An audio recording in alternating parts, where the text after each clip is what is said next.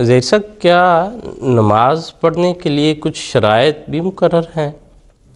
بسم اللہ الرحمن الرحیم۔ حسین صاحب، بات دراصل یہ ہے کہ قرآن کریم اور احادیث میں تو کوئی ایسی نماز کی شرائط بیان نہیں ہوئی، لیکن قرآن کریم اور احادیث میں ایسے احکامات، ایسے ارشادات اور ایسی ہدایات ہیں جن کی روشنی میں فقہاء اور علماء نے نماز میں خوبصورتی، نظم و ضبط پیدا کرنے کے لیے اور عوام الناس کو سمجھانے کے لیے بعض شرائط کے نام پہ کچھ چیزیں بیان کی ہیں، جس میں وقت ہے، طہارت ہے، سطر یعنی پردہ وغیرہ، لباس وغیرہ کا خیال، اور قبلہ رخ ہونا جو ہے، یہ 4 چیزیں ہیں جو شرائط کے طور پہ انہوں نے نماز کی بیان کی ہیں فقہاء نے۔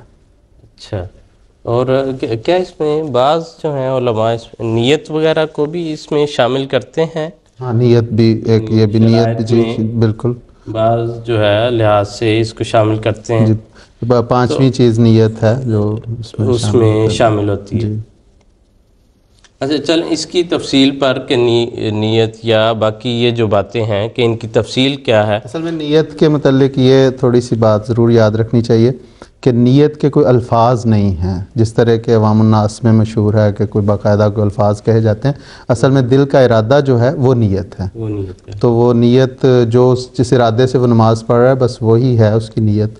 تو درست بات ہے کہ یہ شرائط میں شامل ہے، یعنی وقت ہے، طہارت ہے، سطر ہے، قبلہ رخ ہونا اور نیت، یہ 5 چیزیں شرائط میں شامل ہیں، لیکن نیت کے متعلق خاص طور پہ یہ کہ کوئی الفاظ نہیں ہیں خاص۔ جی ٹھیک ہے، ٹھیک ہے، جزاک اللہ۔